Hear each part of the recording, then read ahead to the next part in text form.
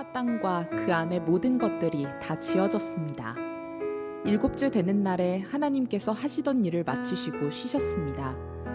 하나님께서 일곱째 되는 날에 복을 주시고 그 날을 거룩하게 하셨습니다. 왜냐하면 하나님께서 만드시던 모든 일을 마치시고 그 날에 쉬셨기 때문입니다. 아멘. 꽉 찬 스케줄을 놓치지 않기 위해서 하루에도 여러 번씩 미팅을 하고 또 정신없이 이리저리 쏘다니는 것이 때로는 우리에게 살아있다라는 느낌과 또 우리가 중요한 존재라는 느낌을 주는 경우가 있습니다. 돌이켜보면 누군가 여러분에게 요즘 어떻게 지내세요? 라고 물어봤을 때 요즘 조금 바쁘게 지내는 것 같아요 라고 말을 하는 경우도 정말 많을 거예요. 또한 여기 계신 많은 분들께서 이번 한 주를 그렇게 분주함 속에서 성실하게 열심히 살아오셨을 것입니다.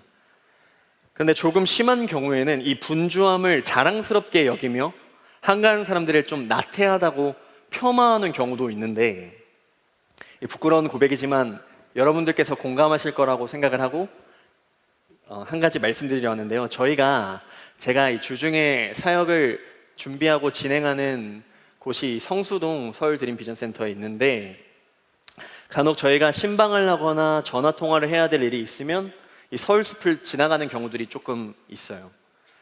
그런데 이제 꼭 보면은 그 평일 오전에 모두가 바쁘다 현대사회를 사는 그 시간 속에서 적지 않은 사람들이 함께 무리지어 러닝을 한다든지 테니스를 친다든지 아니면은 그 라이딩을 하는 모습을 심심치 않게 볼 수가 있는 거예요. 저는 이제 분주함 속에서 사역을 하고 있는데 그런 분들이 앞을 유유히 지나가는 거죠. 그러면 이제 순간적으로 그 알 수 없는 불편한 마음이 이제 제 마음에 들면서 저분들은 대체 어떤 삶을 살고 계시길래 이 평일 오전에 저렇게 행복하고 여유롭게 여가 활동을 즐기고 계신 걸까라는 생각이 드는 거예요. 상당히 순화해서 말했지만 마음속 깊숙한 곳에는 이 부러움과 이 비난 사이에 어떤 모호한 감정을 갖고서 어설프게 손가락질하고 있는 저를 발견하게 되는 것이죠. 물론 제가 그분들을 보면서 분노를 주체할 수 없고 이런 수준은 아니니까 여러분 걱정하지 마시고요, 오해하지 마시고, 그분들 나름의 삶의 패턴과 시간표가 당연히 있는 거겠죠. 또 그럼에도 우리는 이 삐뚤어진 성과주의에 우리가 중독되었을 때 제가 섣부르게 선량한 시민들을 함부로 판단한 것과 같이 잘못된 반응을 보일 수가 있는 것입니다. 또한 이와 같이 뒤틀린 시선은 이 쉼과 안식에 대한 건강한 이해를 갖지 못한 경우에도 동일하게 발생합니다. 이 속도를 중시하는 이 사회에서 우리는 더 많이, 더 크게, 더 빨리에 대해서는 많은 것을 배우고 노력하면서 살아갑니다.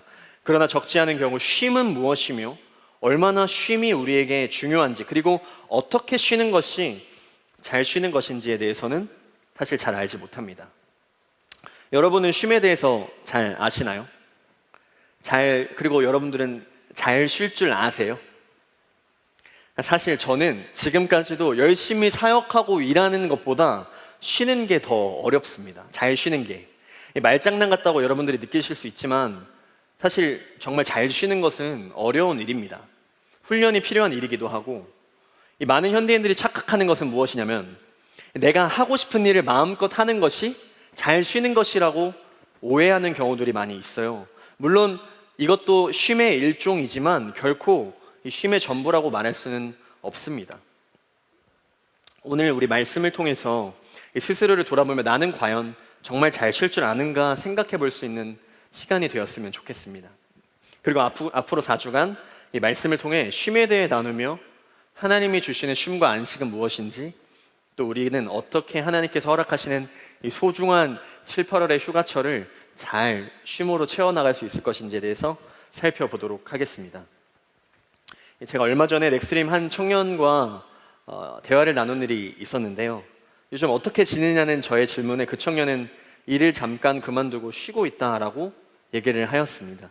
불과 얼마 전까지만 해도 분명히 그 청년은 직장을 잘 열심히 다니고 있었고, 또 얼마나 그 직장에 열심히 노력해서 갔는지 제가 잘 알고 있었기 때문에 무슨 특별한 일이 있어서 직장을 쉬고 있나라는 생각이 들어서 물어봤어요. 근데 그 청년에게 돌아온 대답은 제가 예측하지 못한 것이었는데, 이 본인은 어릴 적부터 모두가 그렇듯 학생일 때는 좋은 대학을 위해서 열심히 공부했고, 또 그렇게 열심히 공부해서 대학에 입학한 이후에는 좋은 학점을 위해서 열심히 공부하였고, 또 그렇게 대학을 졸업한 이후에는 좋은 회사를 위해서 스펙과 자격증을 쌓으면서 몇 년 동안 자기가 원하는 직장을 위해서 준비했다는 거예요. 근데 그렇게 몇 년의 시간이 흐르고 드디어 마침내 자기가 들어가고 싶었던 그 직장에 들어가게 된 거죠. 들어가게 돼서 이제 열심히 자기가 들어가고 싶었던 직장이니까 열심히 일을 하고 있는데, 어느 순간 갑자기 내가 지금 무엇을 위해서 왜 이렇게까지 열심히 일을 하고 있는 거지라는 생각이 들었다고 합니다. 그리고 마음의 공허함과 허탈감이 너무 심해져서 결국에는 퇴사를 하고 쉬면서 앞으로 어떻게 무엇을 위해서 살아갈 것인지에 대해서 고민해 보려 한다고 말하면서 매우 고통스러워하면서 눈물을 흘리더라고요. 아마 이 청년의 마음과 상황을 많은 분들이 공감하실 거라고 생각합니다. 어디를 향해서 왜 뛰어야 하는지 모르지만 속도를 늦추거나 멈추게 되면 도태될 거라는 그 불안감에 계속해서 자신을 혹독하게 몰아붙이면서 앞으로 나아갑니다. 그러다 어느 순간 그 목표들이 모두 사라졌을 때 우리는 무너져 버리거나 또 다른 목표를 다시 설정하여 그 끝없는 경주를 시작하게 되는 것입니다. 저는 우리 청년이 괴로워하는 모습을 보면서 사실 마음이 많이 아팠지만, 사실 한편으로는 하나님께 감사한 마음도 들었습니다. 왜냐하면 그 청년이 그 끝없는 경주를 다시 이어가기 위해서 새로운 목표를 설정해서 승진, 고액 연봉, 이직 등과 같은 그 목표를 세우기를 멈추고 이제는 무엇을 위해서 왜 살아갈 것인지에 대해서 다시 한번 진지하게 고민할 수 있는 그 쉼을 선택했기 때문입니다. 그리고 정확히 말하면 하나님께서 그 청년을 사랑하시고 아끼셔서 조금 당황스럽고 힘들 수 있겠지만 그 청년을 멈춰 세우시고 하나님께 나오도록 인도하셨기 때문입니다. 저는 분명히 그 청년이 누구보다 더 빠르고 정확하게 하나님께서 예배하신 길을 걸어가게 될 것을 믿습니다. 그리고 잠깐 멈추는 이 시간을 통해서 다시 삶의 분명한 목적과 이유를 갖고 담대하게 나아갈 것이라고 확신합니다. 이처럼 하나님은 때로는 우리의 삶을 멈춰 세우십니다. 이 멈춤을 통해서 하나님은 자신이 하시고자 하는 일을 이루시고, 또 우리가 그릇된 것들을, 우리의 삶에 그릇된 것들을 바로잡으시며 또 우리를 새롭게 하고 다시 앞으로 나아가게 하십니다. 세상의 염려와 닥달과는 달리 하나님은 이 멈춤이 끝이 아니라고 말씀하십니다. 모든 영역에서 과열된 우리가 꼭 배워야 하고 의지적으로 훈련해야 되는 것이 무엇이냐면 바로 이 멈춤입니다. 하나님께서 우리에게 무엇을 멈추도록 하시는지, 그리고 이 멈춤을 통해서 우리에게 전하고자 하는 메시지가 무엇인지 함께 살펴보도록 하겠습니다. 멈춤을 통해 배우는 하나님의 메시지 첫 번째는 하나님은 일을 멈추게 하시고 쉼을 주신다라는 것입니다. 창세기 2장 1절에서 2절 말씀인데요, 한 절씩 교독하도록 하겠습니다. 제가 먼저 읽겠습니다. 그리하여 하늘과 땅과 그 안에 모든 것들이 다 지어졌습니다. 2절, 일곱째 되는 날에 하나님께서 하시던 일을 마치시고 쉬셨습니다. 아멘. 하나님께서는 세상을 창조하실 때 이 6일 동안 모든 천지를 창조하시고 일곱째 날에 쉬셨습니다. 이 쉼을 개역 개정에서는 안식이라고 번역을 하는데, 이 하나님은 안식하시기 전에 먼저 하시던 일을 멈추셨어요. 2절 말씀에 보면은 일곱째 되는 날에 하나님께서 하시던 일을 마치시고 쉬셨습니다 라고 되어 있어요. 그러니까 하나님의 쉼이 일어나기 위해서 먼저 전제되어야 될 것이 무엇이냐면 마치는 것, 멈춤이라는 거예요. 하나님은 멈춰 세우시고 우리에게 쉼을 주신다라는 거예요. 이 하나님의 쉼의 방식은 이미 세상을 처음 창조하셨을 때부터 계획되어 있다는 것이죠. 그러나 이 첫사람인 아담의 죄로 인해서 세상이 타락했고, 이 사람들은 일과 쉼이라는 이 하나님이 창조하신 리듬을 잃어버리기 시작했습니다. 사람들은 일을 멈출 줄을 모르고 계속해서 가속 페달을 밟으며 자신의 업적과 부와 명예를 쌓아 올립니다. 죄를 짓고 타락한 인간이 끊임없이 시도하는 것은 다른 것이 아니라 자신이 하나님이 되는 것입니다. 자신이 하나님이 되기 위해 일을 멈추지 않는 거예요. 더 높아지려고 하고 더 강해지려고 할 뿐입니다. 그리고 스스로를 보채고 닥달하는 것에서 그치는 것이 아니라 이 타락한 세상은 모두가 그렇게 살아야 된다. 모두가 쉬지 않고 일하라 말합니다. 이를 대표적으로 보여주는 인물이 바로 이 속도의 신에 미쳐버린 사람, 이집트의 왕이었던 파라오입니다. 출애굽기 1장 11절 말씀인데요. 함께 읽도록 하겠습니다. 시작. 그래서 이집트 사람들은 이스라엘 백성에게 힘든 일을 시켰습니다. 그들은 이스라엘 백성을 다스릴 노예 감독들을 두었습니다. 노예 감독들은 이스라엘 백성에게 강제로 일을 시켜서 파라오를 위해 비돔과 라암색 성을 짓게 했습니다. 그 성은 이집트 사람들이 물건을 쌓아둘 수 있는 창고성이었습니다. 아멘. 여러분, 파라오가 어떤 사람이죠? 이미 모든 권력과 부와 명예를 얻은 사람입니다. 그런데 이 사람은 속도의 신에 미쳐서 이스라엘 백성들을 노예로 부리면서 더 많은 곡식과 무기를 저장할 수 있는 창고성 2개를 추가해서 건축하려 하는 겁니다. 이스라엘 백성들에게 더 많이 더 빨리를 요구하면서 채찍을 들고 그들을 괴롭혔습니다. 하지만 하나님께서는 이스라엘 백성들을 사랑하셨고 그들을 속도의 신에 미쳐있는 파라오의 손에서 건져내려 하십니다.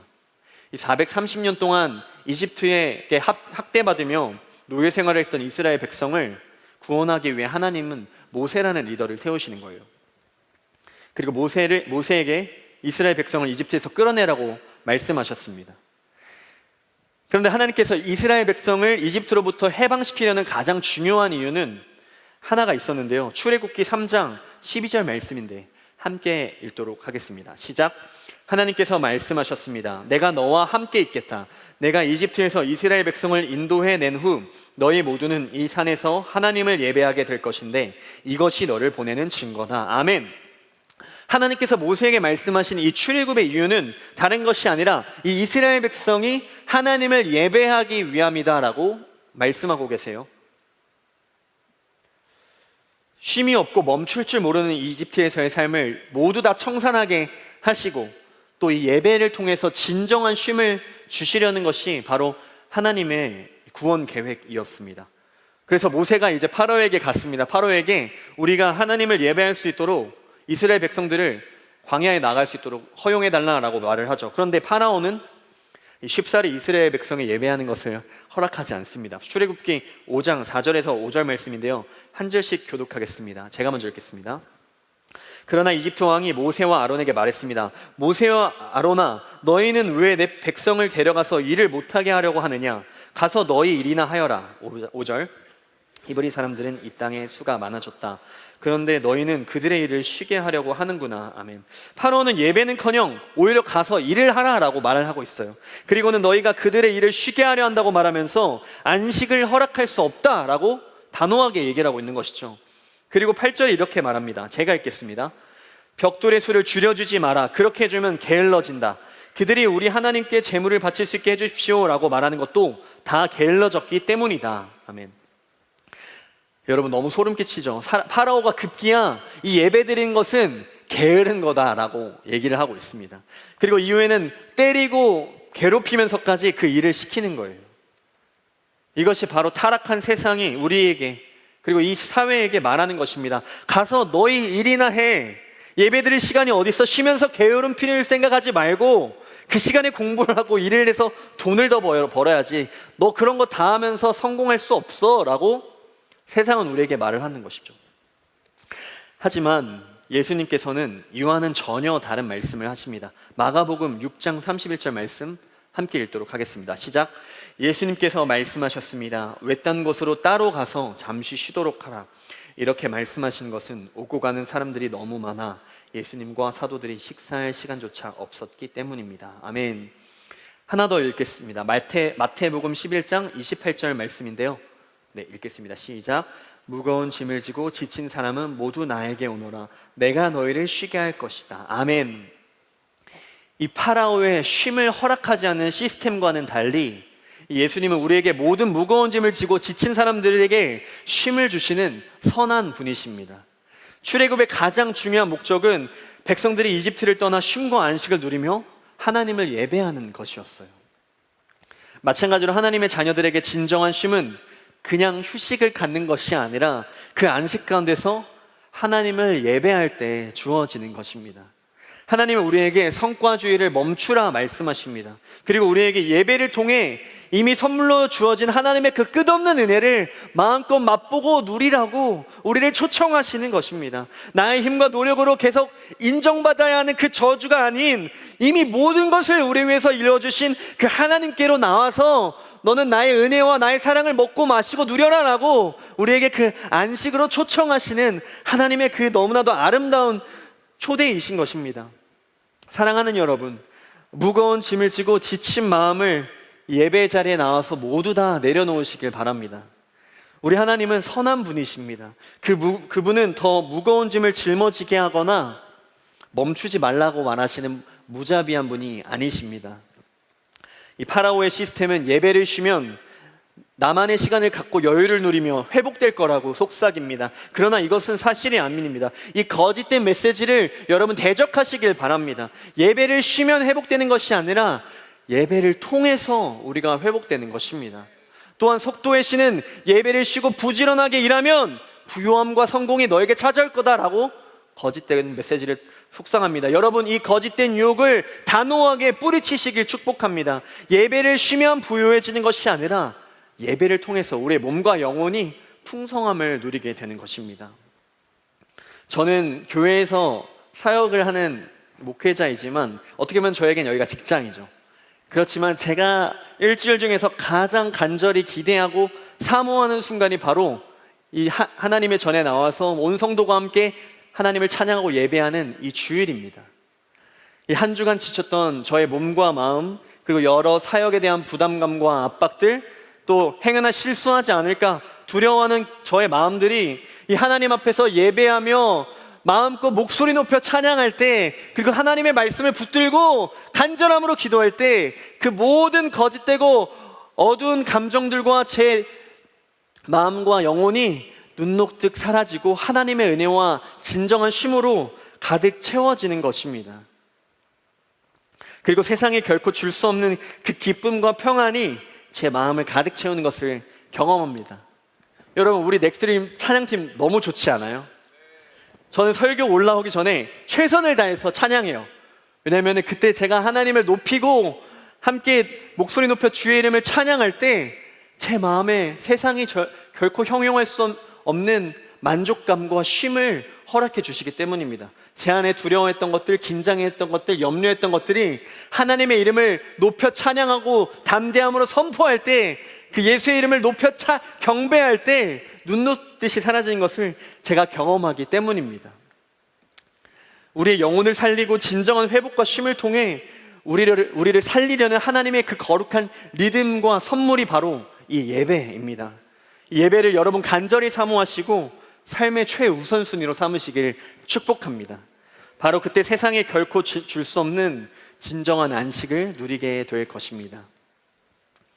이 멈춤을 통해 배우는 하나님의 두 번째 메시지는 하나님은 불안을 멈추시고 만족을 주신다라는 것입니다.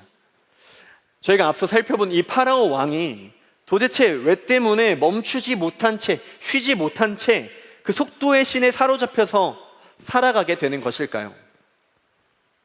그 이유는 무엇 때문이냐? 바로 불안함 때문입니다. 그리고 두려움과 염려 때문입니다. 이 불안함, 두려움과 염려는 왜 우리에게 계속적으로 주어지느냐? 그 이유는 아무리 우리가 많은 것을 얻고 누려도 우리 안에는 우리의 이 근원적인 불안함을 해소할 만족함이 없기 때문입니다.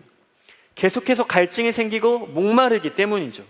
이 정도 많아졌으면, 이 정도 높아졌으면, 또 이 정도 커졌으면은 분명히 만족스러울 만도 한데 그 만족은 잠시 잠깐이고 다시금 목마름이 계속적으로 찾아오는 것입니다. 사람이라면 누구나 갖고 있는 그 근원적인 목마름으로 인해서 계속해서 그 근원적인 목마름을 채워 넣으려고 하지만 결코 그 영원히 채울 수 없는 그 만족이 없는 스스로의 모습을 보면서 다시 불안해지고 염려하게 되는 것이죠. 그리고 이 불안과 두려움을 해소할 대안으로 기껏 생각한다는 것이 지금 가진 것으로 내가 부족하기 때문이구나 라고 생각하면서 더 많이, 더 크게, 더 빨리 잃어보겠다는 새로운 목표를 설정하는 그 악순환, 평생에 끝나지 않는 그 악순환을 또다시 설정해서 반복해서 한 주를 시작해 나가는 것입니다. 너무나도 절망스럽고 저주스러운 일이지 않습니까? 하지만 하나님께서는 그 끝없는 불안을 멈춰 세우시고 진정한 만족을 주시는 분이십니다. 마가복음 2장 3절에서 5절 말씀 한 절씩 교독하겠습니다. 여러분들이 먼저 읽어주시겠어요? 3절.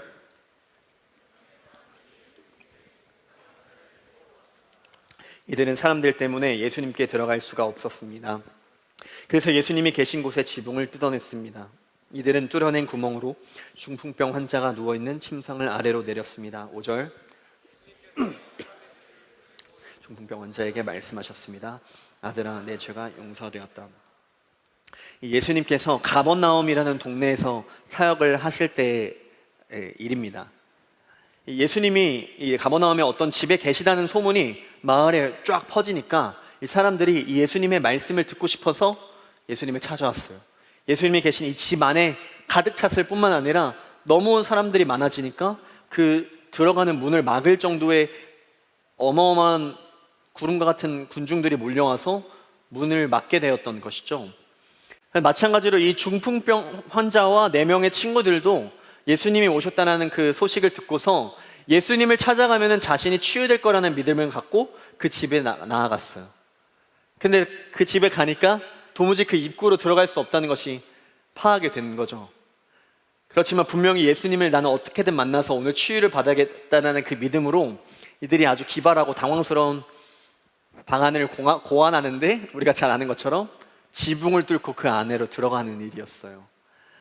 이 집 안에 있던 사람들은 갑자기 지붕에 구멍이 생기면서 부산물들이 떨어지고 진동이 나면서 중풍병 환자가 내려오는 그 상황에 얼마나 많이 당황했을까요? 하지만 이 중풍병 환자에게는 이 자신이 인생 일대에 기다리던 그 치유가 임박한 가장 떨리고 기대되는 순간이었을 것입니다. 평생에 간절히 바랬던 그 치유가 코앞에 다가왔던 것이죠. 그런데 예수님은 그 중풍병자에게 전혀 예상하지 못한 말씀을 하십니다. 이렇게 얘기하세요. 아들아, 내 죄가 용서되었다. 예수님은 난데없이 그에게 내 죄가 용서되었다라고 말씀을 하십니다. 사실 중풍병 환자가 기대했을 말은 내 병이 치유되었다. 너는 더 이상 질병으로부터 고통받지 않게 될 것이다 라는 말이었을 것입니다. 예상치 못한 예수님의 말에 중풍병자는 많이 당황하고 실망했을지도 모릅니다. 자신이 원하는 것은 질병의 치유이지 죄를 용서받는 것은 아니었기 때문입니다. 그런데 왜 예수님께서는 이렇게 말씀을 하셨을까요? 예수님께서 이렇게 말씀하시는 이유는 바로 이것입니다. 예수님이 우리에게 이렇게 말씀하시는 거예요. 너 그거 치유받으면 얼마나 기뻐할 것 같아? 며칠이나 기뻐할 것 같아?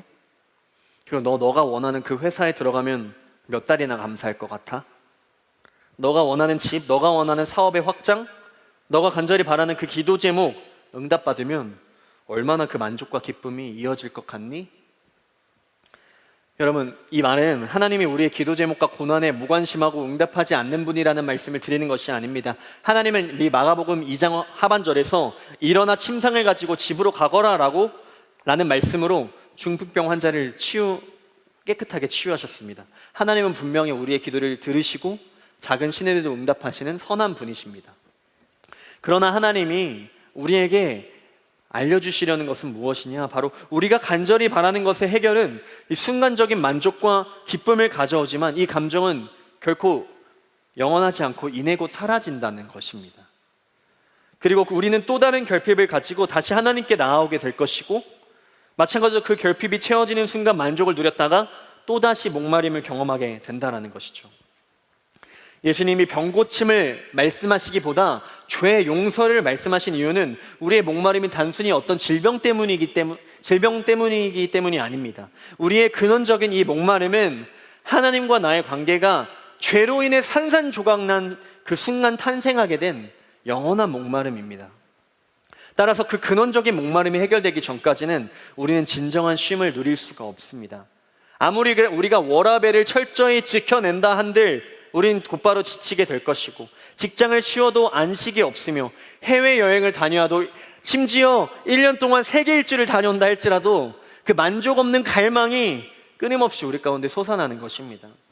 요즘에는 그 갈망이 커지다 못해서 이런 말을 하더라고요. 돈 많은 백수가 꿈이다. 경제적 자유를 조기에 이루고 빨리 은퇴하여서 하고 싶은 것을 하면서 살 것이다 라는 인간의 끊임없는 갈망, 인간의 그 만족이 없는 갈망을 우리가 눈으로 보고 느낄 수가 있는 것입니다. 어쩌면 저의 고백일 수도 있고요. 하지만 여러분, 이 앞에 앞서 나열한 모든 것을 다 우리가 이룰지라도 죄로 인해 하나님과 단절된 그 근원적인 목마름이 해결되지 않으면 결코 우리에게 만족은 없습니다. 너무나도 감사하게도 예수님께서는 이 만족 없는 갈망에 허덕이는 우리를 찾아와 주셨습니다. 그리고 우리에게 이렇게 말씀하신 거예요. 내 아들아, 내 딸아, 내 죄가 용서되었다. 그 어떤 것으로도 해결할 수 없는 우리의 목마름과 공허함을 예수님께서 해결해 주셨습니다. 이 죄로 인해 목마름을 해결할 수 없는 우리를 불쌍히 여기시고 예수님께서 우리의 죄를 짊어지고 십자가에 달리셔서 그 말할 수 없는 목마름을 대신 경험하셨습니다. 그렇게 우리의 죄를 모두 씻으시고 우리에게 영원한 생명과 영원한 만족을 허락해 주신 것입니다. 왜냐하면 예수님은 우리를 위해 생명을 다 내어주실 만큼 우리를 사랑하시기 때문입니다. 요한복음 4장 13절에서 14절 말씀을 한 절씩 교독하겠습니다. 제가 먼저 읽겠습니다. 예수님께서는 이 물을 마시는 사람은 다시 목마를 것이요 14절 그러나 내가 주는 물을 마시는 사람은 누가 되었건 간에 영원히 목마르지 않을 것이요 내가 주는 물을 그 사람 안에서 계속 솟아나 영원한 생명을 가져다 주는 우물이 될 것이요 라고 대답하셨습니다. 아멘. 예수님은 우리의 허기지고 공허한 마음을 모두 회복시키시고 영원히 목마르지 않는 그 생명의 물을 허락해 주셨습니다. 세상이 주는 물을 마시는 사람은 분명히 다시 목마를 것입니다. 그러나 우리를 위해 생명을 아끼지 않고 내어주신 예수님이 주시는 그 물은 우리에게 영원한 만족과 마르지 않는 그 구원의 감격을 허락하는 생명수가 되는 것입니다. 삶이 여전히 불안하고 두려운 분들이 이 자리에 혹시 계시나요? 그리고 밤마다 그 외로움과 공허함이 찾아와서 그 영혼의 허기짐 가운데 신음하고 있는 분들이 계십니까? 또 아무리 걷고 뛰어도 계속되는 이 인생의 여정으로 지치고 또 끝나지 않을 것만 같은 현재의 이 고통으로 인해 두려움 가운데 계신 분 계십니까? 우리의 모든 고통과 죄악을 해결하시고 영원한 생명을 주신 예수님을 만나시길 축복합니다. 예수님은 그 모든 불안과 두려움을 멈추게 하시는 분이십니다.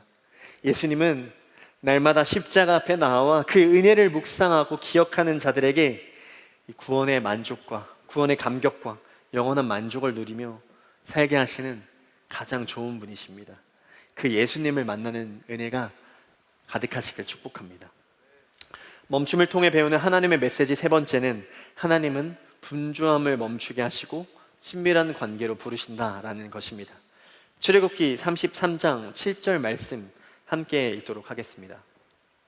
시작. 모세는 항상 장막을 가져다가 백성들이 사는 곳에서 멀리 떨어진 곳에 세우곤 했습니다. 모세는 그 장막을 회막이라고 불렀습니다. 누구든지 여호와의 뜻을 알기 원하는 사람은 진 밖에 있는 회막으로 갔습니다. 아멘. 모세는 이 이집트에서 이제 출애굽을 하여서 탈출한 이후에 이 광야 생활을 하는 동안에 늘 이동하는 곳마다 백성들이 사는 곳에서 멀리 떨어진 곳에 장막을 세웠는데요. 그 장막을 말씀에서는 회막이라고 부릅니다. 이 회막은 누구든지 여호와의 뜻을 알길 원한다면은 그들이 생활하는 그 진 바깥에 있는 회막으로 가서 기도할 수 있는 어떤 기도의 처소 같은 곳이었습니다. 근데 여기에서 우리가 주목해야 될 것은 모세가 그 회막을 세운 곳은 백성들이 생활하는 그 진 안쪽이 아니라 진 바깥쪽이었다라는 것인데요. 이 진 안은 이스라엘 백성들이 다 함께 생활하는 곳으로서 여러 문제들과 소문들 그리고 또 긴급히 처리해야 하는 일들이 넘쳐나는 공간입니다.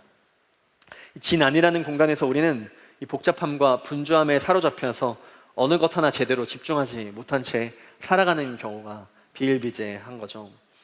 우리에게 이 진 안은 우리가 살아가고 있는 삶의 현장을 의미하는 것입니다. 우리는 한 주 동안 수없이 많은 사람들을 만나서 이 중요한 일들과 긴급한 일들을 중심으로 열심히 그리고 분주하게 살아왔을 것입니다. 때로는 갑작스러운 변수가 생겨서 해야 할 일을 못하게 되거나 뒤로 미루게 되는 경우도 있었을 것입니다. 그렇게 시시각각 중요한 일들의 우선순위가 변하고 그 일들을 다 잘 하고 싶은 마음이 우리 안에 있는데, 하지만 현실은 그런 마음과 다르게 그저 그 마감 기한에 제대로 맞출 수만 있으면 다행이라는 생각으로 조급하게 일을 처리하는 경우도 다분히 많습니다. 또한 우리는 진아니라는 삶 속에서 두렵고 버거운 문제를 만나기도 합니다. 도무지 내 힘으로 해결할 수 없을 것 같은 여러 가지 문제들, 또 어디서부터 손을 봐야 할지 모를 틀어져 버린 관계들, 또 한 치 앞도 알 수 없는 나의 커리어와 미래들, 이 모든 것들에 우리는 마음을 빼앗기고 그 무게에 짓눌려서 탈짐을 경험하기도 합니다. 이러한 긴급한 일들의 횡포로 인해서 우리의 마음은 분주함으로 채워지는 것입니다. 이 분주함이라는 마음은 우리에게 있어서 무엇이 우리에게 중요한 것인지 흐려지게 만듭니다. 그리고 우리 삶의 우선순위를 송두리째로 뒤흔들어 버립니다. 바로 이때 우리에게 하나님을 만나는 이 짐 밖에 회막이 필요한 것인데요, 창세기 2장 3절 말씀을 함께 읽도록 하겠습니다. 시작. 하나님께서 일곱째 되는 날에 복을 주시고 그날을 거룩하게 하셨습니다. 왜냐하면 하나님께서 만드시던 모든 일을 마치시고 그날에 쉬셨기 때문입니다. 아멘. 이 하나님께서 세상을 창조하시고 쉼을 가지실 때 그날을 거룩하게 하셨다라고 말씀을 하세요. 뿐만 아니라 성경에서 이 안식을 말하는 수많은 구절에서 이 날은 거룩한 날이다 라는 말씀을 우리가 찾아볼 수가 있는데요, 성경에서 흔하게 거룩하다라는 말을 말할 때 그 의미를 구별되다 라는 말로 사용을 합니다. 즉 세상으로부터 구별되어서 온전히 하나님만을 기억하고 또 그 안에 거하는 장소와 시간을 의미하는 것이죠. 이 삶의 현실에만 집중하면 어느 순간 그 무게에 압도되어서 우리는 무너져 버립니다. 그래서 믿음의 사람에게는 삶의 문제보다 훨씬 더 크고 강하신 하나님을 만나는 구별된 자리가 필요합니다. 그 자리에서 우리의 부정적인 감정은 희망으로 변화되고 또 우리의 눈물과 슬픔은 기쁨과 감사로 변화되는 것입니다. 이 말할 수 없는 속상함과 우울함 속에 있을 때 하나님께서 작고 세미한 목소리로 내가 너를 사랑한다, 너는 나의 아들이고 나의 딸이다 라고 말씀해 주십니다. 그 하나님과의 은밀하고 개인적인 만남 속에서 하나님과의 친밀함을 누리게 되는 것입니다. 하나님의 사랑은 끝이 없어서 아무리 하나님과 가까워지고 그 관계가 깊어진다 한들 그 하나님이 주시는 감격과 평안은 끝이 나지 않고 계속적으로 우리 안에 커져만 가게 됩니다. 두려움이 찾아올 때 그 짐 밖으로 뛰어가 하나님을 찾으면 주님께서 다 괜찮다라고 말씀해 주십니다. 삶의 방향을 잃어 방황하고 헤맬 때 그 짐 밖으로 뛰어가 하나님을 구하면 진정으로 나에게 중요한 것이 무엇인지, 그리고 무엇을 향해 내가 오늘 하루 한 주를 살아가야 할지 하나님께서 그 삶의 우선순위와 방향을 재설정해 주시는 것입니다. 그렇게 하나님과의 깊은 사랑을 나누는 친밀한 관계의 기쁨을 우리는 배워가면서 살아가게 되는 것입니다. 마지막으로 제 이야기를 짧게 나누고 설교를 마치려는데요, 저에게도 이 짐 밖의 회막 같은 장소와 시간이 있습니다. 그것은 바로 제가 교회에 나가서 나아가는 평일 아침 8시부터 9시까지의 그 성수 비전센터에서 기도하는 시간입니다. 이 시간만큼은 그 어떤 종류의 바쁨과 긴급한 일이 있어도 하나님을 위해서 구별해서 꼭 지켜야 되는 저의 짐 밖의 회막인데, 그리고 제가 모든 것으로부터 도망쳐서 오직 하나님의 그 그늘 아래서 쉼을 누리고 하나님을 만나는 저에게 있어서 가장 복된 시간입니다. 최근에도 저는 이 하나님께로 도망쳐 나와서 간절히 기도하였습니다. 올해도 여러분 잘 아시는 것처럼 해외 아웃리치가 진행되는데, 이 아웃리치 시즌이 되니까 이제 저는 넥대 청년들을 콜링하고 팀을 꾸려야 하는 상황이 찾아왔어요. 그래서 저는 처음엔 자신만만했습니다. 왜냐하면 작년에 함께 아웃리치를 갔던 청년들이 올해에도 아웃리치를 가기 위해서 재정을 모으고 있다는 사실을 사실 제가 알고 있었고, 당연히 그들이 함께 갈 거라고 생각을 했기 때문이죠. 그런데 또 워낙 그 멤버들이 좋기도 하였고 또 좋은 추억들이 많아서 이번 아웃리치도 참 좋은 아웃리치가 되겠다라고 저는 생각했습니다. 그런데 여러분 잘 아시는 것처럼 아울리치 국가가 당초 가려고 했던 레바논이 아니라 이 전쟁의 상황으로 인해서 레바논을 가지 못하게 되었고 인도라는 나라로 변하게 되었어요. 그러니까 이 기존에 레바논을 위해서 재정을 모았던 청년들이 많이 당황하게 됐던 거죠. 그 레바논을 생각하면서 기도로 준비했던 터라 인도라는 나라에 마음이 잘 가지 않는다라고 얘기를 하는 거예요. 그래도 저는 청년들이 그래도 재정을 모았으니까 웬만하면 같이 가지 않을까라는 이 근거 없는 어떤 믿음이 있었습니다. 그런데 며칠 뒤 결국 이번 아울리치는 쉬고 다음에 함께 가겠다라는 얘기를 들었어요. 그런데 중요한 것이 뭐냐면 그 순간, 그 연락을 받는 순간 제가 불안한 거예요. 그 멤버들 나 필요한데 나 그 멤버들 안 가면 어떡하지? 이러다가 팀이 모이지 않아서 혹시라도 제대로 선교 준비를 못하면 어떡하지? 이런 여러 가지 생각이 교차하면서 제 안에 여러 가지 생각이 들었는데 제가 한 가지를 깨닫게 된 것은 무엇이냐면 바로 제가 그때 하나님을 의지하는 것이 아니라 사람을 믿고 있었다는 것을 하나님이 즉각적으로 깨닫게 해주셨어요. 이 사람을 믿던 제 믿음이 무너지니까 저에게 불안과 염려가 찾아온 거예요. 그런데 너무나도 감사한 것은 그 부정적인 마음이 들자마자 떠오른 곳이 바로 저의 짐 바뀐 아침 기도의 시간이었어요. 저는 그 소식을 들었을 때 그 불안함과 분주함에 사로잡혀서 한참을 골머리를 앓고 마음 속상해했을 수도 있어요. 그리고 뜻밖의 그 소식에 조급해하면서 제가 할 수 있는 일을 A부터 Z까지 나열한 다음에 그 문제를 해결해 보려고 막 전력으로 노력해 볼 수도 있었겠죠. 그런데 하나님은 저의 그 분주함과 염려를 즉각적으로 멈춰 세워주셨습니다. 그리고 흔들리는 저를 보며 지금은 짐 밖에서 내가 하나님을 붙들어야 할 때라는 생각을 갖도록 저에게 마음을 부어주셨어요.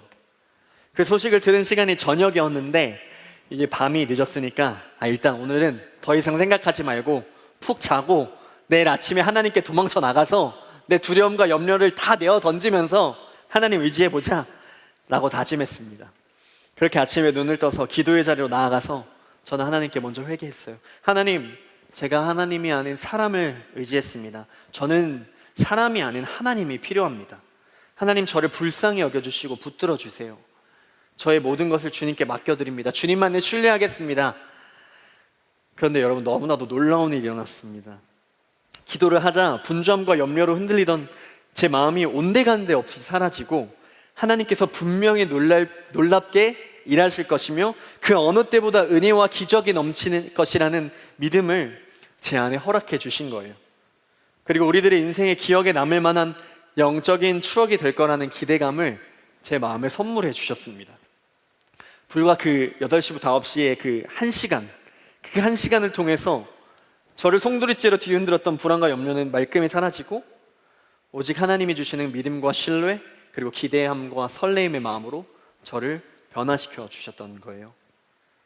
하나님은 변함없이 사실 그 자리에서 저를 기다리고 계셨던 것입니다. 저에게 힘 주시기를 원하셨고 저를 위로해 주기 원하셨고 또 저와 우리 넥스트림 청년들을 향한 놀라운 계획과 꿈을 먼저부터 품고 계셨던 것입니다. 이 사람의 생각과 방식이 아닌 하나님의 생각과 방식으로 저와 청년들을 새롭게 세우고 이끌어가길 바라셨던 것입니다. 그렇게 불과 신청 링크가 나온 지 3일 만에 작년 레바논 팀이 그랬듯 이번에도 전혀 예측하지 못한 멤버들이 모였고 그러나 너무나도 기대되는 그 24명의 하나님의 사람들을 하나님께서 불러 모아 주셨습니다. 하나님이 예비한 그 멤버들을 만나게 되니까 제가 그 자체만으로도 너무 가슴이 벅차고 눈물이 날 듯이 기쁜 거예요. 그래서 처음 만날 때 저 혼자 막 이렇게 격앙되고 막 흥분해 있었어요. 그래서 여러분들 하나님 이번에 놀라운 기적을 행할 거고 우리 가운데 하나님께서 놀라운 은혜를 주실 거다. 여러분 기대하시냐라고 막 제가 막눈광을 하면서 핏대를 세우고 막 쏘아 붙였는데 지금 생각해보면 많은 청년들이 당황했을 것 같아요. 네. 그렇게 하나님과 저는 둘만의 그 은밀하고 친밀한 또 하나의 추억을 쌓게 되었습니다. 그 짐 밖에서 모든 분주함을 멈춰 세워주시고 저를 만나주시는 하나님의 그 사랑과 신실하심이 더욱 제 안에 깊이 자리 잡게 되었습니다. 우리들의 삶에 분명히 이내 곧 또 다른 긴급한 일과 어려움들이 찾아오겠지만 하나님과의 친밀한 관계가 깊이 형성된 사람들은 금방 그 방황을 멈추고 하나님께 도망칠 수 있습니다. 그리고 하나님께서 언제나 우리에게 신실하셨듯 하나님은 앞으로도 신실하게 우리를 만나주시고 인도해 주실 것입니다. 그런 하나님과의 추억과 신뢰가 쌓이는 그 믿음의 선순환을 통해서 우리는 하나님을 더욱 사랑하게 되고 또 친밀한 가운데서 동행하게 되는 것입니다. 우리에게는 각자의 짐밖이 필요합니다. 여러분의 짐밖은 어디신가요? 여러분의 짐밖의 그 시간은 어디신가요? 하나님만을 위해 구별된 그 시간과 장소를 내어드릴 때 하나님께서 우리를 만나주시고 깊은 사랑의 관계로 초대해 주실 것입니다. 사랑하는 여러분, 하나님의 자녀에게 멈춤은 끝이 아니라 시작입니다. 멈춤은 하나님의 새로운 일이 시작되는 순간이고, 그릇된 곳을 향해 달려나가던 내가 옳은 방향으로 그 길을 바꾸는 순간이고, 또 절망과 실패만이 기다리는 그 목적지를 향해 가다가 하나님이 주시는 기쁨과 승리의 목적지를 향해 뛰어가게 되는 그 돌이킴의 순간입니다. 시편 23편 1절에서 3절 말씀 함께 읽겠습니다. 시작. 여호와는 나의 목자시니 내게 부족함이 없으리로다. 그가 나를 푸른 풀밭에 누이시며 쉴만한 물가로 인도하시는도다. 내 영혼을 소생시키고 자기 이름을 위하여 의의 길로 인도하시는도다. 아멘. 하나님은 여러분, 쉼을 주시기에 앞서서 먼저 우리를 풀밭에 누이십니다. 이 풀밭에 누인다는 것은 뭐냐? 아무것도 하지 않고 멈추게 하신다라는 것입니다. 하나님이 주시는 이 진정한 안식은 필연적인 멈춤이 전제되어 있다는 사실을 여러분 기억하시길 바랍니다. 때로는 우리가 이해할 수 없는 멈춤이 우리 가운데 불쑥 찾아올 때가 있겠지만, 우리와 세상 끝날까지 함께 하시는 선한 목자 되신 예수님께서 우리를 푸른 풀밭과 잔잔한 물가로 이끌어 세상에 줄 수 없는 만족과 쉼을 허락해 주실 것입니다.